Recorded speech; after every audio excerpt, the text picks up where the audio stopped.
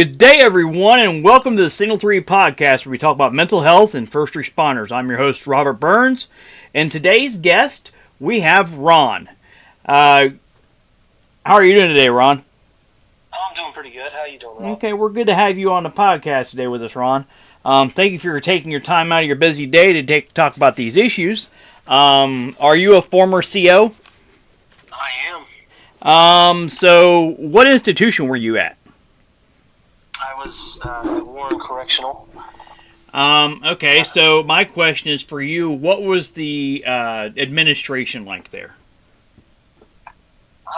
Things were back and forth with the administration in regards to things and how to handle officer-inmate relations and admin-officer staffing. I think a lot of it had to do with a lot of middle management, captains, lieutenants, and things of that matter. Oh, of course, I completely understand. How long were you corrections officer? I was a CO for 3 years, and then I was in the mail room for 5, and then I was AP1 for 3, and then the last 3 years I've been a corrections record sentence computation officer. Ah, very nice. So you know the whole thing about having to move down to admin to move up then, huh? Yeah. I like to personally find a place that worked better for the family. Oh, that was one reason why I went to the mailroom. I agree. Now, see, when I went in my first time during COVID, I went ahead and I got thrown in the mailroom. And I didn't know what the mailroom consisted of. And I tell you, you see some really interesting things in there. Yes, you do. I worked a lot of CO overtime when I was in the mailroom. When they started offering, this was before COVID. Yeah. They had let those of us that were former COs work overtime because there's always a need for additional officers. So I did a lot of working of overtime as a CO at Warren, and so knowing the different backstories and letters that different ones are writing to each other or writing to family on the streets, and those things can come in handy. Oh yeah, they do. They most definitely do. Yeah, I was the same way. I loved working overtime, but I got told by a CO once that had been there for a long time, and nobody. You see, I worked at PCI, so we had our own dialysis area. We were the only dialysis area within the state. Of course, you probably know that. And as well, that we have a retirement community. Mm-hmm. And a lot of our guys used to go to OSU, and a guy told me one day, he goes, if you go to OSU, it's easier to count one inmate than it is 1,200. And I thought to myself, he's got a point. So yeah. I literally started I was on transport by chance for a year and a half, so I know. See, so you know exactly what I mean. So obviously you're still in corrections, correct? So how many years total do you have with the state? 13. 13 years, wow. Have you ever served in the military? I have not, but the other aspect that I am is I'm a fourth generation correctional employee. My father, grandfather, and great-grandfather were all in corrections, and my grandfather happened to actually be the first major in the state of Ohio. Oh, wow. And who was your grandfather? His name was Ron Campbell, Jr. He was Lebanon does the Lebanon way, and so the day before they were all supposed to be establishing majors, Bill Dolman, who was a warden at Lebanon at the time, said, no, we're going to be the first. So the day before everybody else got a major, my grandpa was officially given the rank of a major. Oh, very interesting. So for a whole day, there was only one major in the state, and it was my grandpa. Yeah, I'm sort of a second generation, I guess you could say, first responder, because my grandfather was sheriff of Shelby County from 63 to 65. So I tried to follow in his footsteps, but, didn't exactly work out that way. Understand. So, were you any Florida supervisor or anything within the system, or do you try and avoid that? No, I haven't been. Not that I wouldn't like to venture into that.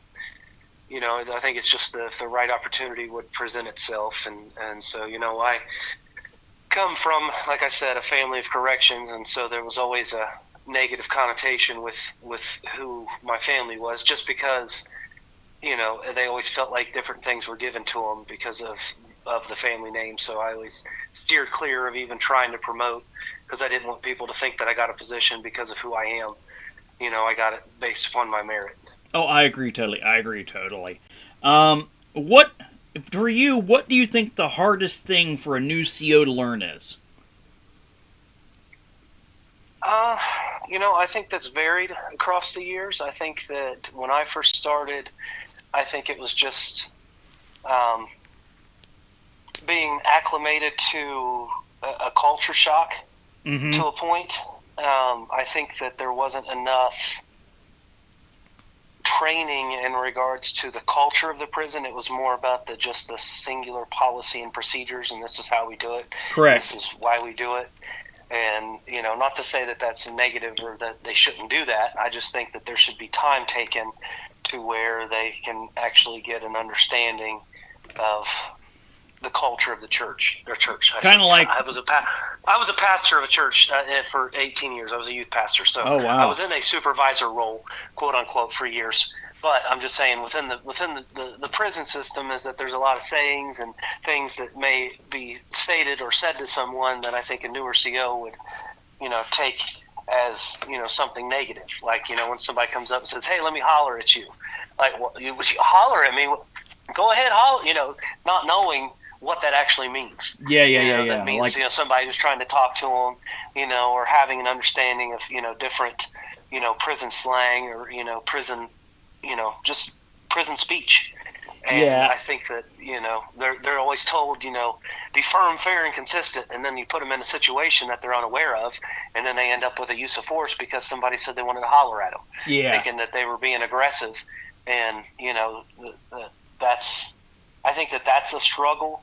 I think nowadays, as well as I think that there's a lot of negativity from those that have a lot of years in towards newer COs. I think that was then too, but I feel like it's more so now because of the change in culture in relation to bringing the body cameras, bringing the cameras into the system, or saying, telling people you wouldn't been able to make it had you not had a camera on you. You've got that to protect you. Those kinds of things that are said to newer people. Yeah. And so I think, that's a difficulty that I see a lot of newer COs that I've, come across that have had to deal with. Yeah, in reference to the body cameras, we had ours integrated probably a year and a half, maybe 2 years ago. And everybody was like, "Oh, you got to watch what you're saying because, they record 24/7." And the bad thing is it got a lot of supervisors in trouble, not COs. Right. And, because they're like, they can say or do whatever they want, and all of a sudden now they have to mind their P's and Q's. I kind of like that. Yes. Now, yes. see, I was specifically towards employees, not necessarily towards inmates. Yeah, and I tell you what, I kind of liked the whole body camera thing because it kind of covered us because, I was injured within the system. So I went ahead and I responded to a Signal 3 on the yard. I literally took one step. I took a step on uneven concrete and pavement within the yard, and I heard a loud pop, and I didn't know what it was, and I couldn't move my leg. Yeah. So they weren't going to pay for it, but it was on body camera. Totally killed the state's case. Yeah. And long story short, as I tell guys that were in the system, and I told them this because my former trainer told me this, who's now a lieutenant. He told me, he said, when shit goes down, if you need help, he said, you'll find out if the inmates respect you. And I kind of gave him this look like, what the heck are you talking about? And sure enough, when I got injured this last time, my inmates from my unit were the first ones to help me. Yeah, no, I completely understand that because of, as we'll get into it in regards to my situation where I was assaulted. Oh, yeah. And, so, whatever happened transpired with that. Yeah, so what do you think is your greatest accomplishment as a CO? I think that it was, developing rapport with staff and with inmates in regards to, them understanding that I wasn't there because of the officers knowing that I wasn't there because of my name, that I was there to actually, work, and that, I didn't just show up because that's always what my family's done. It's, I could do it, and was, to those that I worked with, respected me for that. And I think with the inmates is that if ever there was a situation that was going to be happening or going on, that when I would be able to use, my communication skills and abilities to work through and get a process to not happen. Right, yeah, use them open-ended questions. Yes. Yeah. And, because there was one time in our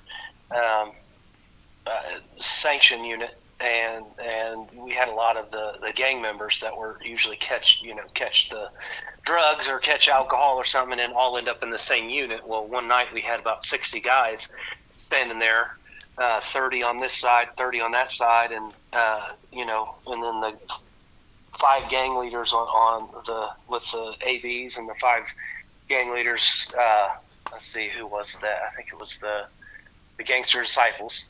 And, oh yeah, it was about to be a big fight going on. Yeah, the GDs. And, me and a partner, we walked right up to the middle of these, the leaders, and we're like, not on our time. We're not going to deal with this. We're going to lock everybody down, and then we pointed to the leader and the other leader, the captain, and I can't remember what the GD leader is, and told them, you guys can sit down, you guys can talk through this and come to a resolve. We'll give you that, but everybody else is going to lock down. And they respected us enough to do that, and it was done in such a way that we averted any kind of issue or situation that could have popped off and, possibly been a small riot within, a singular unit. Oh, yeah, I agree, because that's not the blood you want on your hands as a CO. No, especially not when you're a relief officer in there. Oh, no, yeah. See, now, I had similar to the same issue, but I didn't have any gang issues. Mine was as I first came on, and I wasn't told not to be that asshole. You know what I'm saying? Right. So I went through, and there's this guy by the name of Dennis Johnson. I will still talk about him to this day, and I still thank him when I see him, when I used to see him in the institution. I was walking through, and I was being a dick. I'm not going to lie to you, I was. And he turned around, and he looked at me, and he was a lifer, and he goes, "Burns, quit being an asshole." And I was like, you never have an inmate tell you that, you know what I'm saying? Yeah. And when he did, I kind of took it in an odd way that I didn't like it, but then I kind of respected him at the end, Mm-hmm. And to this day, I still respect him, and I tell other officers the same way. I said, you can be, like I said, an asshole, and then apologize. But you can't go from being nice to being an asshole. Yeah. Mm-hmm. You can't. But, it's... Every institution is different, and I try and tell people that. And like, oh, my institution's like this. You don't do that. I'm like, well, every institution is different. Everybody does things different. Absolutely. But, it's like I tell people all the time, we have policies and procedures for a reason. It's because somebody screwed up. Uh-huh. Yeah, I transferred from Warren to Leb for about 3.5 years. Mm-hmm. And so, yeah, no, I completely understand, because even though they were next to each other, there were a lot of differences, and I'd actually steered clear of going to Lebanon because, like I said, my dad, grandpa, and great grandpa had all been there. Oh yeah. And so my dad was a labor relations officer his last couple years, so he was telling me, he's like, yeah, don't go there, because he retired 15 years ago. Oh wow. And so I had started after he had retired. He's like, there's still people there that don't like me. Yeah. See, I went ahead and I did the in unit, and I did relief for a while. But I started doing entry while one of our officers was out, and he literally, no kidding, was supposed to retire next month, and he died about a week ago. And I thought to myself, do I really want to be that guy to have that kind of mental stress and end up passing away? And it kind of hit hard, and it hit my lieutenant that went ahead and just left as well. And he was one of the inspirations why I did my job good. You get those supervisors that inspire you to be a better officer. Mm-hmm. Absolutely. So the other question I have for you is, how did mental health affect you in corrections? You were talking about how you got assaulted. Well, I mean, I can share my story of being assaulted if that's all right with you. Yeah, sure, that's fine with me. Yeah. So, okay. So it was this throughout the whole day, there was a particular inmate that was having some issues, and he was slamming the phone down and getting mad, and and I approached him. It was my pick-a-post. I was relief, but I had this spot, Yeah. on Thursdays and Fridays, and so so I'd walked up to him and told him, "Hey, you all right? Everything going okay?" He's like, "I'm just having a bad day, man. I'm just having a bad day." I'm like, "All right." I was like, "Well, if you need to go talk to somebody, we got people here that can talk to you." Yeah. And so he continually got worse. It was 10 minutes till the end of the day, and my partner that I was working with, we had our TV rooms that we had converted to our JPay rooms, and there was only supposed to be 2 in there at a time. Yeah. Well, I had been outside checking, doing our last rec release because Warren's outside. Now, just to make sure, so let's recap here. How many years ago was this? 10.5 years ago. Okay, go ahead and go with your story. Yeah. So I could come back in, and my partner had been doing range checks, and he had come back, and there were about 7 or 8 guys in the JPay room, and he was clearing the JPay room out. Like, guys, we know it's the end of shift. Come on, just 2 people are supposed to be in there. Well, the guy that had been upset all day and slamming the phone was getting mouthy with him, and so my partner took and put him on the wall, and was talking to him like, it's the end of the day. Let's not have these issues. Let's not cause some problems. Right. Well, the inmate turned, swung, and hit him. Oh, wow. And so then he was hitting him, and I'm standing right next to him, too, so he was hitting me, and this guy was a former Golden Glove boxer. Oh, no. So neither one of us had a chance with this guy. Oh, no, you don't. I'm 6'5", I'm a big guy, but, right. But my partner was like, he was 5 foot something, but he was, Navy vet. Wow. But this guy was just this massive truck of a dude. Oh yeah, I can imagine. And he was just wailing on him. I mean, he hit so hard that I kind of, all I could think and remember in the moment was, I just have to make sure he doesn't kill my partner.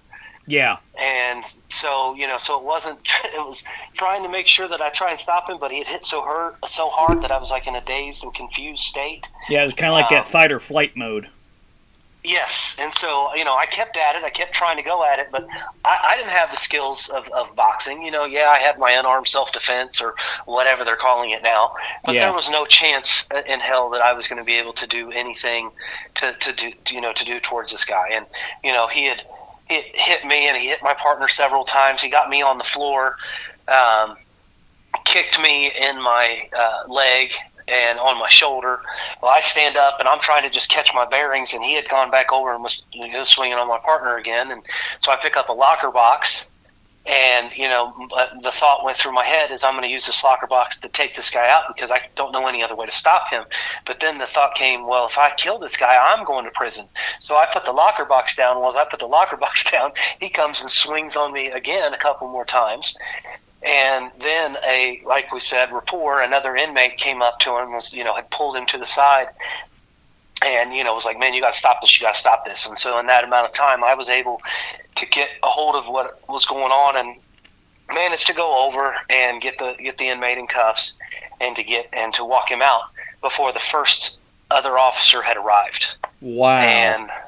And the reason that a lot of that happened was because they were having some MDA alarm issues in that block, and we didn't have batteries, even though we had requested them in our radios. So you didn't even have a chance to call for a Signal 3 then, did you? No, we tried, but the whenever I had gotten pushed down onto the ground, I think I had gotten close to another sensor that was active, and that's when it finally got a hold of somebody. So it was shift change, so we had a whole bunch of people arriving, but when they were getting there, I'm walking out with the guy in cuffs. And so then I'm sitting there, I'm already like messed up, to a point, because I had just had surgery back about 3 months prior to that, where I'd had the gastric sleeve surgery to lose weight, and I'd lost at that time a significant amount of weight. But I was worried because he had given me a few gut shots that my stomach was going to get busted up. But he hit my partner and shattered his nose, broke his eye socket, and there was just blood everywhere. I just Wow, remember so you seeing got that blood orbital everywhere. bone hit pretty hard then, huh? Yes, yeah. And so Wow. when I had come back in, everybody's arriving. I'm locking down the block, putting everybody up, and the lieutenant comes in, and he's like, "Did something happen to you too?" I said, "Yeah." I said, "He got me too." And so then they were escorting me, to medical, because they didn't realize until they watched the video as to how bad it was. And Yeah. but in reference to how that happened, with regards to mental health, is I think that one thing is that I felt, as a man, that I felt that I had lost the power that I always was confident in. And, it was until that day I had never had an issue like that. I had Right. never had a situation where I had essentially lost. And Yeah, it's so kind of like that one situation that kind of grounds you. yes. And it messed with me so much that, I went on leave for it. I went on oil. And, I didn't have any broken bones, but I did end up with a bleed on my brain from getting hit. Oh, wow. Sorry to hear about that. So hard. And so, the inmate ended up getting 2 years and 9 months. He got 2 years from my partner for the injuries he caused him, and then 9 months additional for the injuries that he'd caused me. So until the bleed on my brain cleared up, I wasn't allowed to go back to work. But it messed with me, mentally, because it was it's not completely, but I think that was a lot of the grand push to ultimately bring my first marriage to an end. Mm-hmm. Because there was a lot of things that I was trying to work through, like mental health wise, that it just didn't work with the situation that I had with my ex-wife. And so, I remember for months and months and months, maybe even a full year and a half, I would sit in the corner of my house. I had my chair sitting in the back corner, so that I could be able to see all doors and exits of my house, so that I could make sure that nobody came into my house. I became very, nervous, scared. I was, scared in regards to, if somebody would come in, would I not be able to protect my family? Mm-hmm. But then something had happened to where it kind of, when I was at work, it changed, because I had gone back to work, and I felt like everybody was Monday quarterbacking me, and telling me, "Why'd you put the locker box down?" And then my video that they had of the assault was used for the state in a lot of the use of force trainings. Yeah. For up until the situation when the officer got stabbed at Lucasville. Oh, yeah, I remember that one. We they showed that one in CTA, yeah. Yeah, and so, but before the video of showing that, a lot of time my video was shown, and so there's different people were talking about it, like, "Oh yeah, we use that in our use of force training. We use that and so then when I'm sitting there in use of force training, and here I am watching a video of me getting my ass handed to me, and then people saying, "Well, this is what should have happened. This is how you should have done this, this, and this," and I'm thinking, that was a strain on me, as well, because it's like, you don't know what it's going to be like if you're in that similar situation.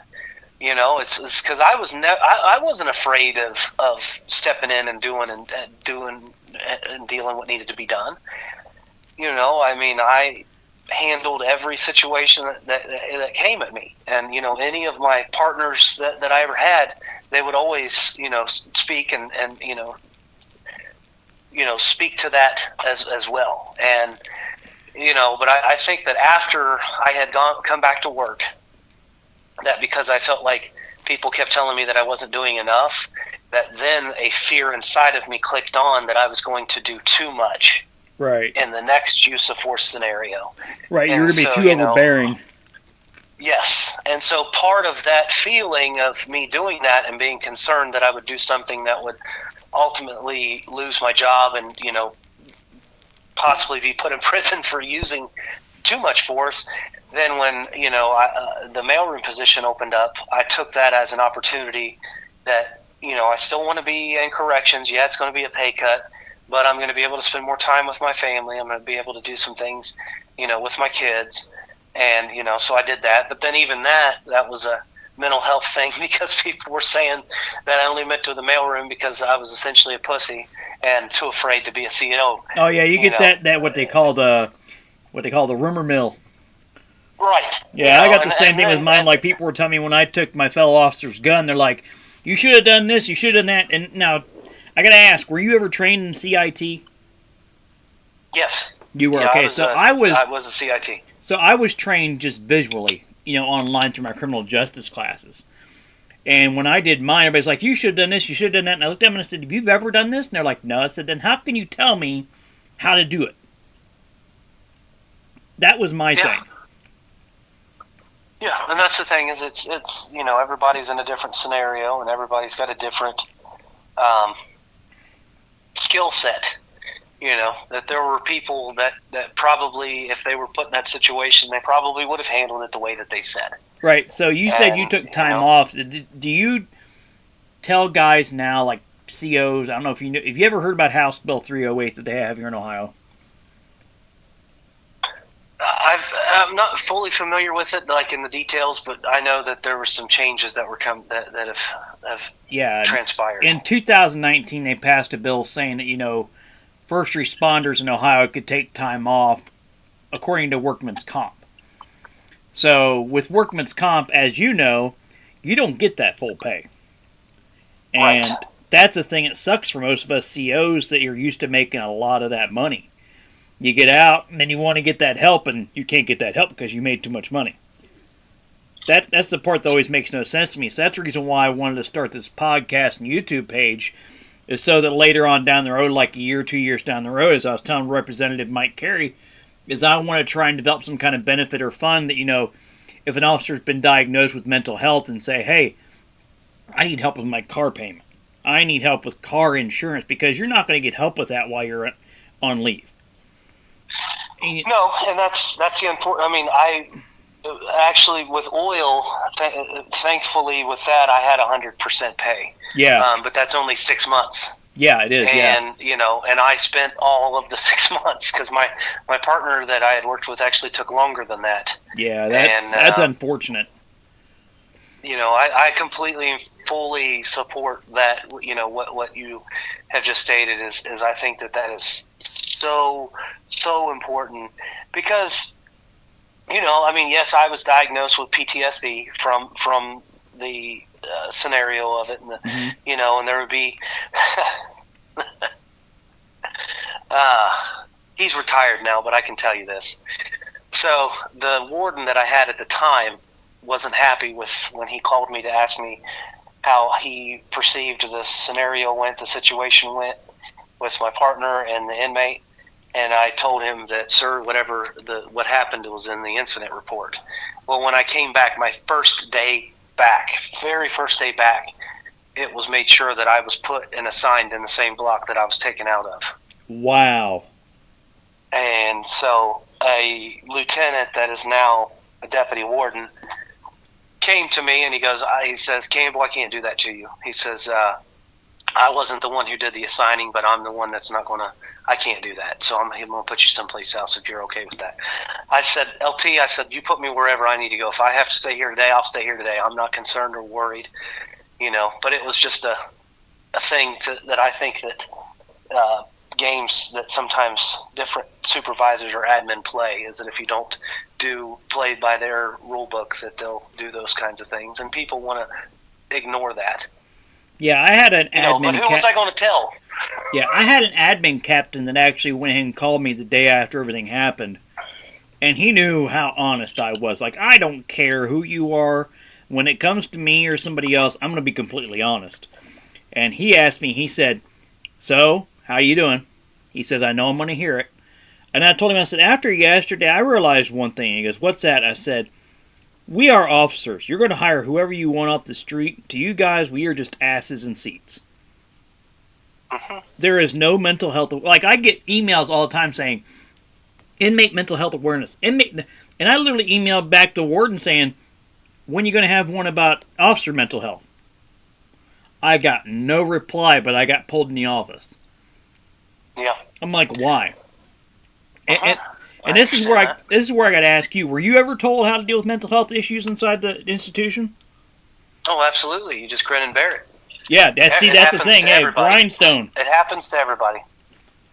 Yep, that's exactly what mine did. It's just like, as they old say, hit the grindstone, go right back at it. You'll be fine. You'll work through it. And I didn't realize it until my family started saying something to me, and I finally reached out to my captain, and he gave me the 1-800 number. But he kept on checking on me. Have you called? Have you called? Have you? And that's what I appreciated. Like, he was one of few that actually cared. You know what I'm saying?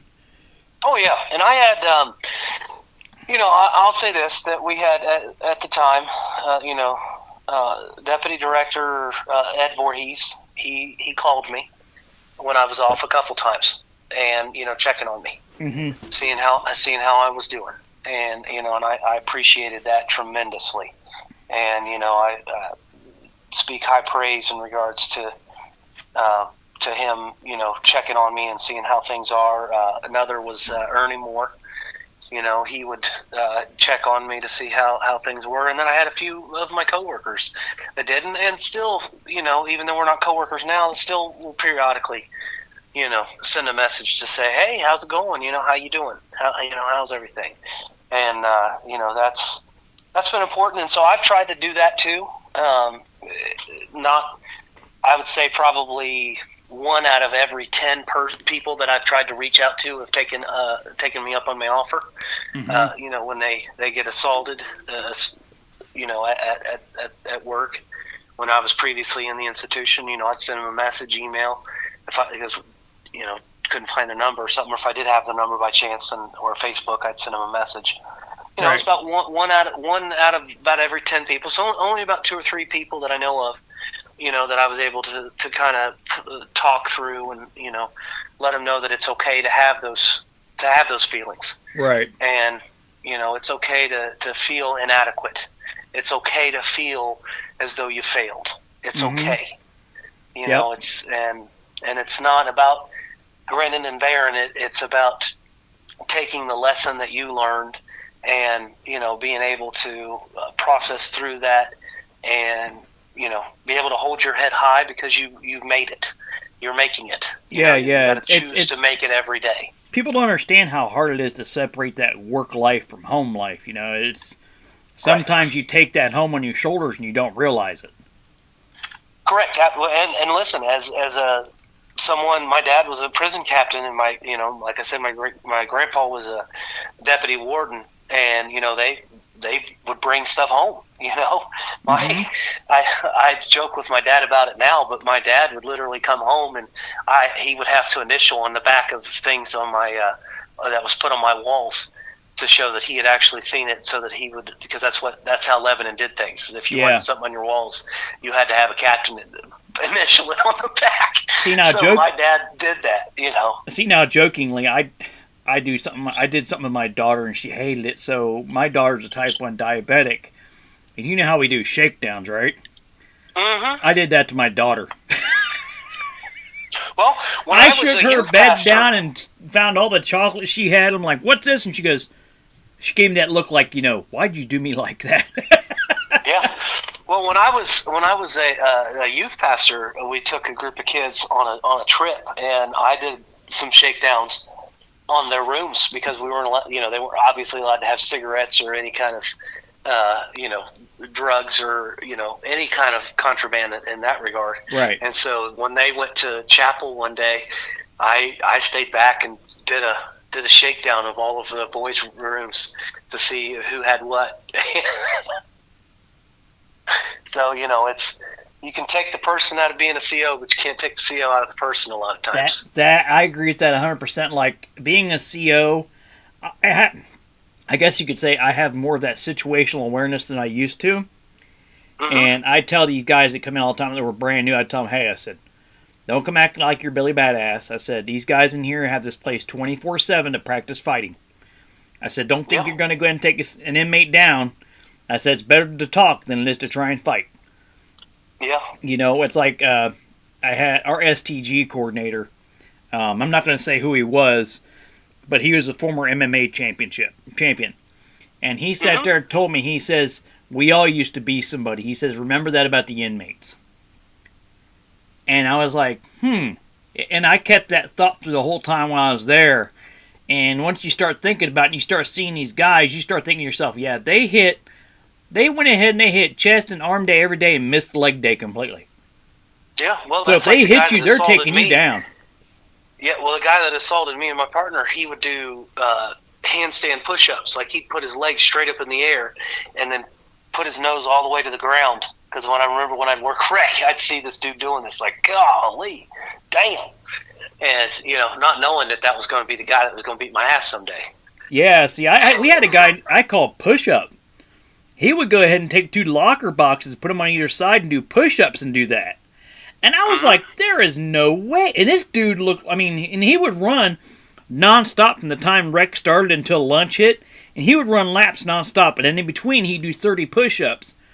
I'm going like, there is no way I'm messing with this dude.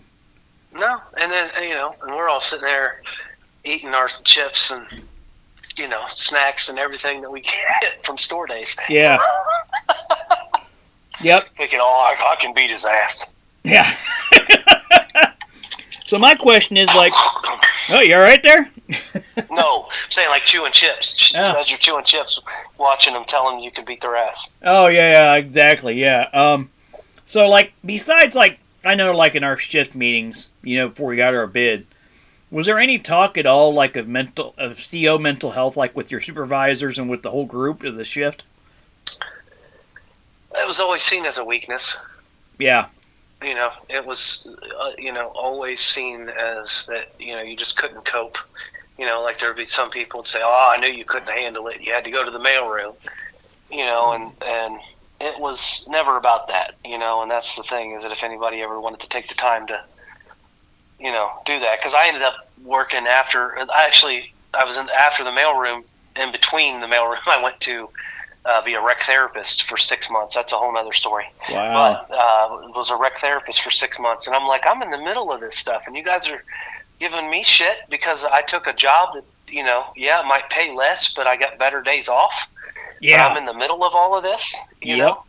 And, so there was, but it was also that I felt like I had to prove myself even though I didn't, because I didn't have to prove anything to anybody, but I tried to. And, yeah. And I think that that's part of the stress of it all with being a CO2 is that there's so much pressure that you have to be this or you have to be that, and like for women, you have to be an ultra bitch. I agree. And because there were so many women that, would step in there and just be, just ultra bitch the whole time, and it's like, you don't have to, but that's the persona that we give, that we have to be that way. And, that's unfortunate that that's the case. And I get that that's part of the environment because you don't want to show weakness, quote unquote. But I think that you should be able to be afforded the opportunity with coworkers to share, like, hey, you know what, I'm not okay. Yeah. And, that's where I was just going to ask you, what advice can you give veteran officers and new ones dealing with mental health? You just kind of hit it right in the head right there. Yeah, just check on people. Be an actual check on them. Don't just do the cordial, hey, how's your day?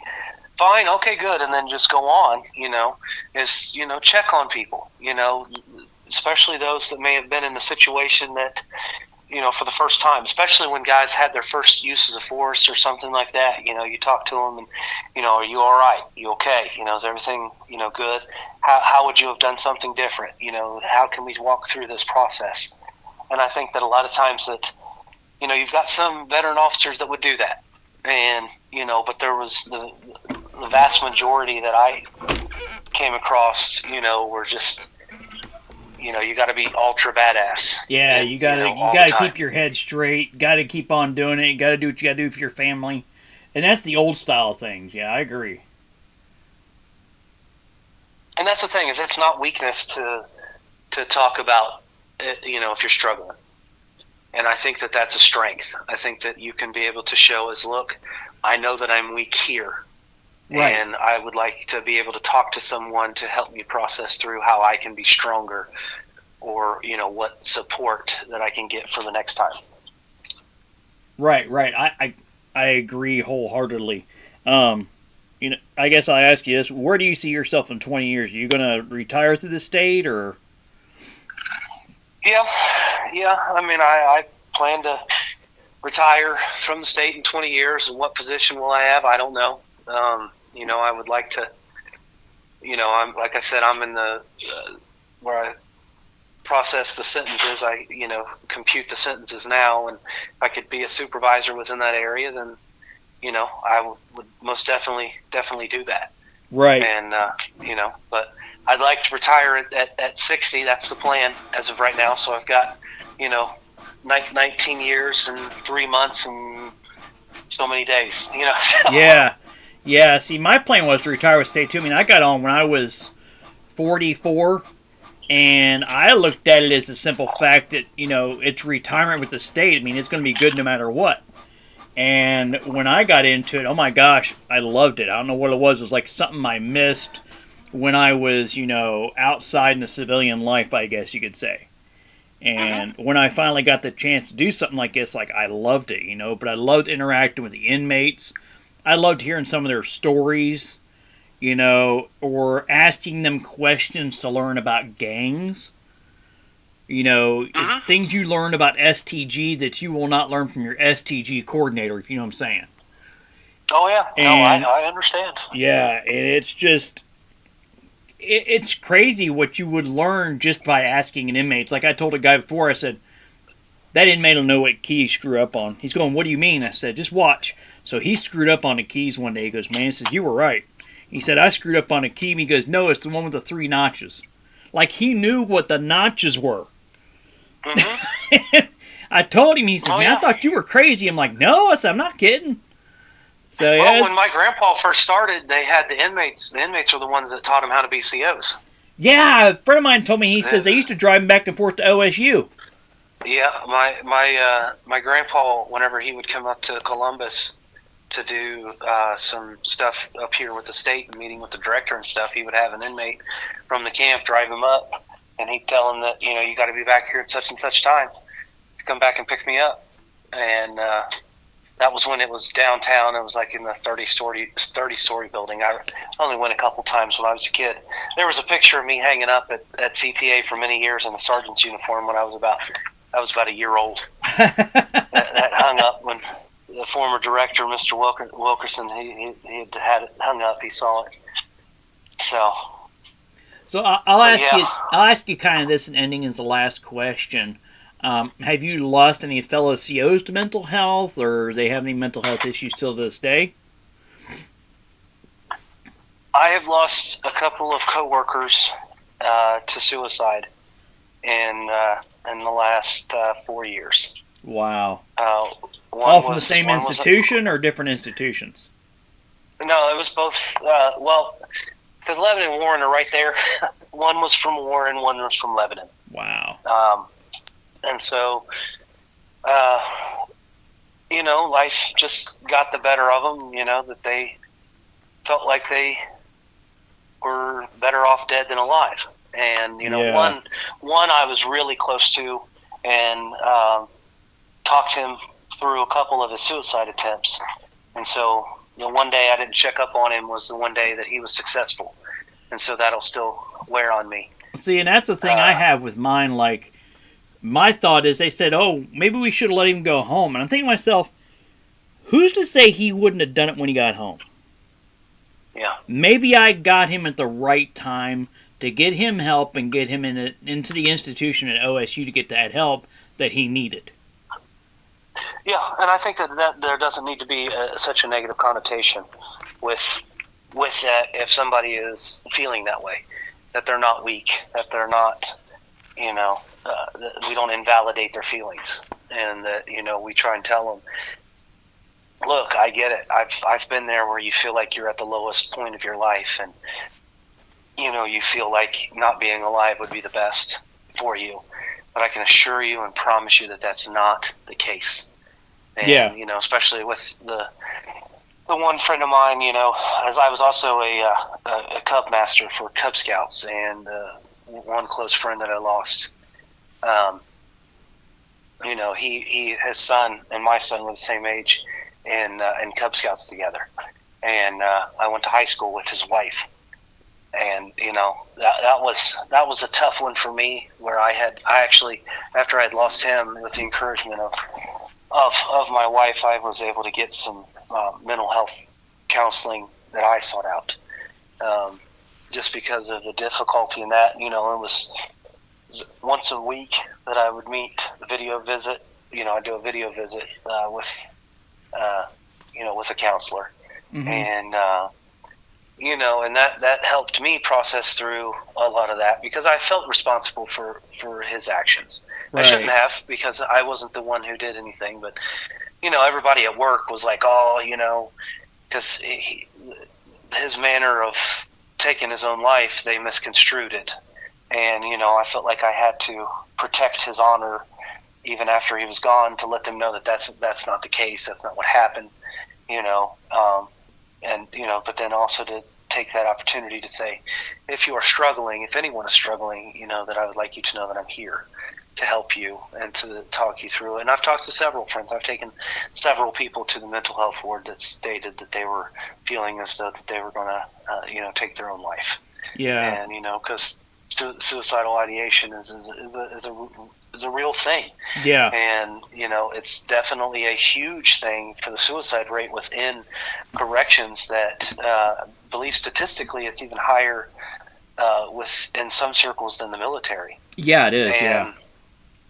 And so I think that needs to be a wake-up call to administration and to to supervisors, to directors, to governors, to legislators, is that they need to see is that the stress is real, that you don't put the bad guys, quote unquote, throw them away, throw them in a place and lock them up and throw the key away.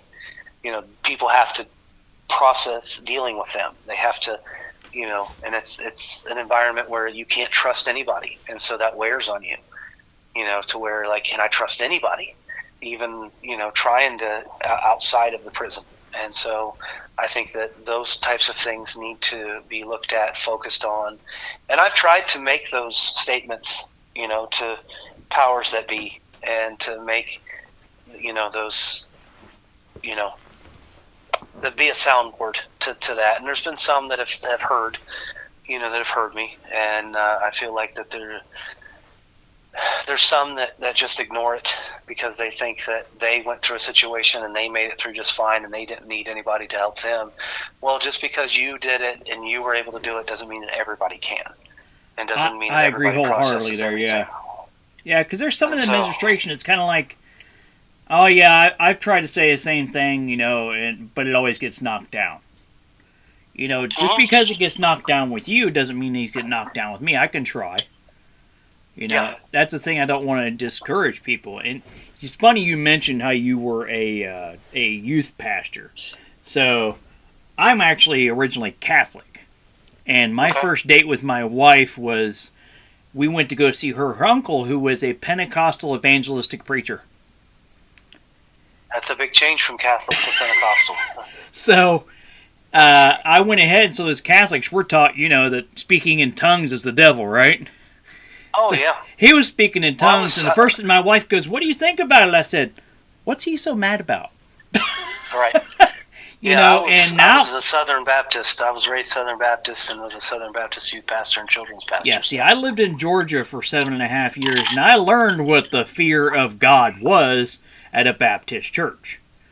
Mm-hmm. And I ended up being the media director, and I tell you what, I tell people all the time, I said, people up north have no idea what a Southern Baptist church is. I said, you guys have no, like, I go to a Southern Baptist church, oh, we're Southern Baptist. No, you're not.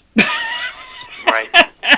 But, I hate to make this political, but the bad thing is like you said, you stated before, our legislators and our lawmakers, no matter what side it is, you really don't get that help you need for mental health. No, and it's because it's not a lobbying issue. Right. There's no lobby. There's no lobbying party out there that is like, I'm my striving force. I'm going to lobby for mental health for corrections, employees, or even first They responders. Period. Yeah. Because my cousin is a cop and has had to been in situations that are dire of situations where he's taken some time off, and I've tried to whenever he's had things happen where I've reached out to him on different occasions, and it's just ignored. It's just, you knew what you were signing up for. My wife is a nurse practitioner, and she had some an assault issue happen with someone many years ago that messed her neck and back up, and so it's just, you signed up for this. You knew what you were going for. No, we didn't sign up to do this. This was not what we signed up to do. Did we know that this could happen? Absolutely, we knew this could happen. But when it actually happens, you should put into place things that help make sure that that this person is able to process through that, and that you don't end up losing this person either by quitting or by losing their life. Right. Yeah, wholeheartedly, I agree with that part. Yeah, there's just like, there's like an ignorance or an ignorance of mental health within a state. Yeah. And that's Absolutely. why I started getting concerned, because I'm thinking to myself, I'm hearing all these stories, I'm thinking to myself, why is nobody doing anything? And then I thought to myself, you know what? I can do something. I can be that advocate. So I went in and I reached out to Mike Carey. I talked to his one of his lobbyists or one of his advisors online. They said, yeah, let's get together and talk about it. And I'm not kidding you. That's probably been 2 months ago. And that's where it stopped. And I told him how I wanted to develop some kind of benefit or fund, blah, blah, blah. And that's where it stopped. And I'm going like, wow. So I guess the House Bill 308 is coming up for revision, I guess, here in about 6 months.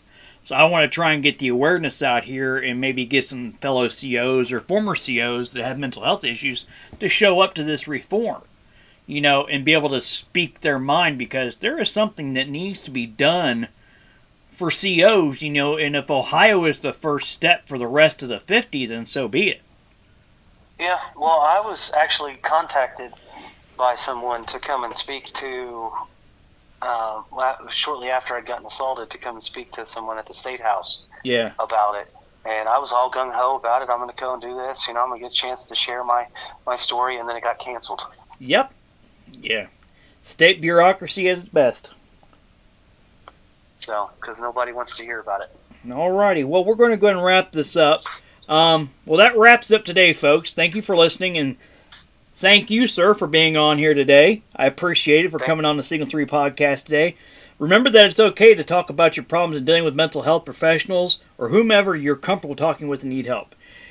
Support your fellow first responders and extend a helping hand when they need it and they say no. It may be the right or the last time you ever get that chance. Also, once again, I want to mention Darby Creek Counseling here in London, Ohio, for all your mental health needs. Stay tuned for new episodes next week and weekly. And thank you and have a blessed day. And once again, thank you, sir, for being on the podcast. Thank you for having me. I appreciate it. All right.